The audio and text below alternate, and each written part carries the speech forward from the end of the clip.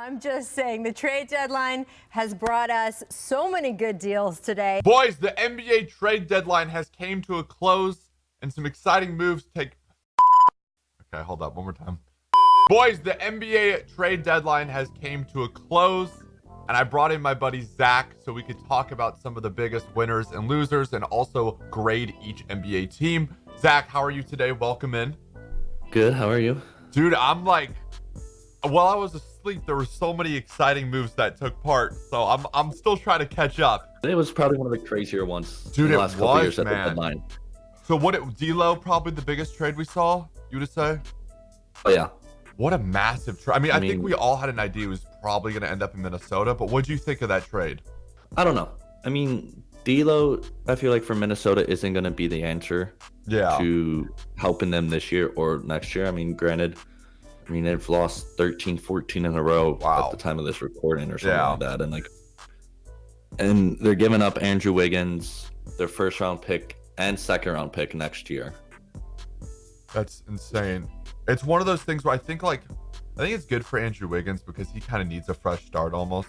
I mean, Andrew Wiggins, former #1 overall pick. And he got picked by the Cavs and then traded straight away to Minnesota for Kevin Love. And I think that kind of messed him up with his whole demeanor and everything. I mean, he's always performed well, but I don't think he's right now ready for that #1 role like he had to be in Minnesota. So this move for the Warriors is, I feel like, a move for the future. I mean, obviously if they're getting 2 picks plus a young guy in Andrew Wiggins, and as I mentioned to you earlier, I think this Wiggins role next year is going to be like Harrison Barnes's role the first year the Warriors won, where they have him shoot when needed, dunk when needed, play defense. Like, they're not asking him to be the #1, #2 guy. They're asking him to be the third guy, third option, or maybe even a fourth, with Draymond being a third. I think that suits him a lot better than having to be that #1 guy day in and day out right now. Oh, I totally agree. And on the other side of things, the Timberwolves got their guy. They've been chasing Russell for a while. And I think the one person that's most excited about this is Karl-Anthony Towns. I know Towns has been very public about the direction of the team, and it's most important that they make him happy. So I think it's one of those trades where it's, I think it's good for both teams. I don't really see a big loser here. Right now, I'd say Minnesota's the team, but both teams, it was a good trade for what they want to do. It was a pretty fair in the trade. future. I agree with the directions they were going with. And then, of course, last night, we did not discuss this, but the Miami Heat made a little move, trying to jump to become contenders by landing Andre Iguodala. What did you think? I didn't think he was going to end up in Miami. You and I talked about it one night, about the whole situation with Iggy and Memphis and all that. I don't know. I knew Iggy was going to go to a contender. Yeah. But Iggy, I felt like, was going, everybody thought Lakers, Clippers. And I feel like Iggy fits that mold that Miami has perfectly right now, where it's that people who weren't necessarily rejected, but shoulders, like Jimmy Butler has chip on his shoulder from Minnesota, from Chicago. Yeah. Bam has chips on his shoulder from people saying he's not worth it. My boy Hero. Yeah, Tyler Hero. I feel like Iggy, honestly, the Heat, looking at it, is probably the best fit for him. Like, a defensive-minded, nice two-way player coming off of the bench, veteran, and he can easily help them go to the Eastern Conference Finals. So this trade, the Heat got Iguodala, they got Jay Crowder and Solomon Hill. Memphis got Winslow, Dieng, and Waiters, and then Minnesota got James Johnson. I don't know if was that a 3-team trade, or are these just all the players that were part of it? So it was a 2-team trade at first. It was Miami and Memphis. Miami got Iggy, Jay Crowder, Solomon Hill. Memphis got Winslow, James Johnson, and Dion. Another big move that took part was the Cavs took a chance on Andre Drummond. This trade just doesn't. This is the one trade that just doesn't make any sense. I don't know what Detroit's doing. If you have any clue, please let me know. So Detroit, I haven't followed Detroit. I had the league pass, as you know, because we share it and everything, watch all the games. I've watched decent amount of Pistons games this year, and I've watched them solely based for my man Blake Griffin. And the Blake Griffin Drummond experiment did not pan out. No, not at all. And Drummond grew frustrated with front office and all that, and I think they realized it was time to move on. They're not contending in the East. They're not going to win the Central. I feel like they realized that their window closed on the whole Griffin and Drummond. Drummond was, I don't remember what Drummond's contract is. Yeah, so Drummond's contract, it's not team friendly. He's the option to opt into $29 million next year. So I think that was another reason why they just kind of dumped him in Cleveland. Again, it's going to be interesting to see how he plays next to somebody like Kevin Love.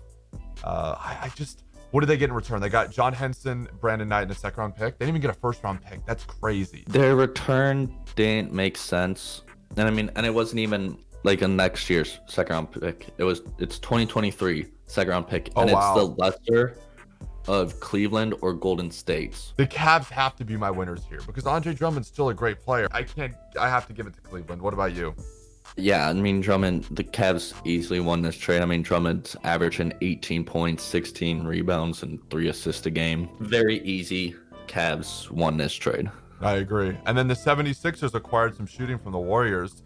Philly got Alec Burks and Glenn Robinson III in return for a 2020 second-round pick via Dallas, a 2021 second-round pick via Denver, and a 2022 second-round pick via Toronto.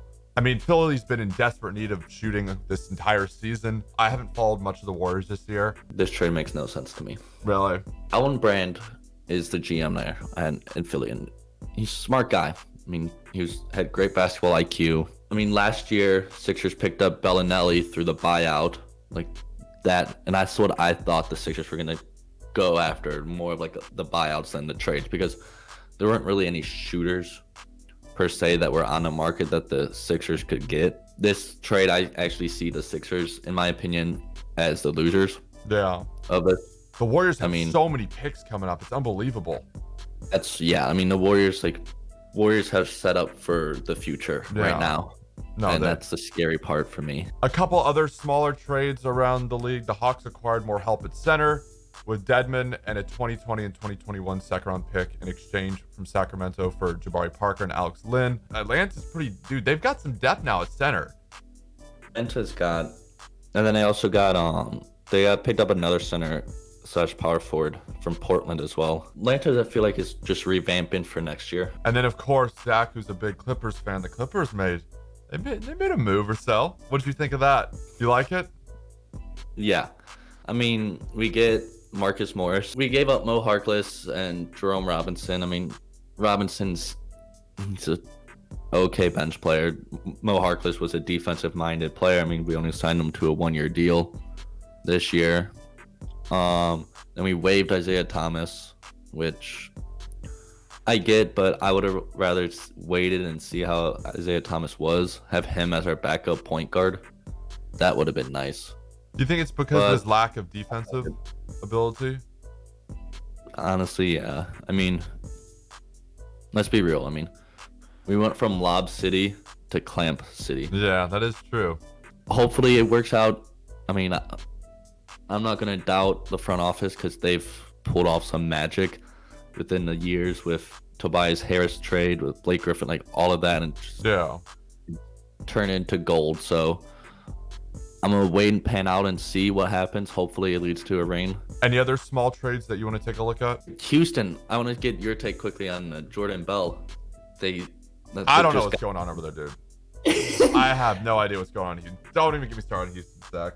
Maybe the small ball thing's gonna work. I'm not ruling it out, but the fact that PJ Tucker's gonna be playing center has me very questionable. I thought like Jordan Bell, understood why they brought him in. I have no idea why they traded him, unless they have like this vision of what's gonna happen, and I just can't see it. I don't know why they traded Jordan Bell. I believe Shabazz Napier was dealt for Jordan McRae as well. Little flip there. Napier's that's his second team in 48 hours. So. He's turned into, was it the Melo? Yeah. Melo was on the Hawks, and then he went straight to the Thunder or wherever. So for right now, I think a couple of our winners are Atlanta, the Cavs. I wanted to throw the Warriors in there, but we got to see what happens with the future with all their picks. My big loser is, of course, Detroit, and that's not just me as a Bulls fan. Any other losers, Zach, that you feel? maybe Houston. I don't really know what Houston's doing. Houston's a big what are you guys doing type of loser. I mean, you trade away a 14 and 14 type of guy and have a 6 foot 36-year-old shooting guard being your center. I don't know what's going on there.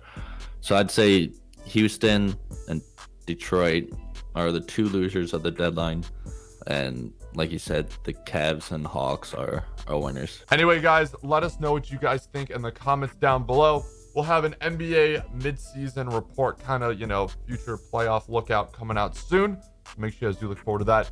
Thank you, Zach, again. All of his links will be down below. It has been your boy MboneHD, and I'll catch you guys next time. Peace.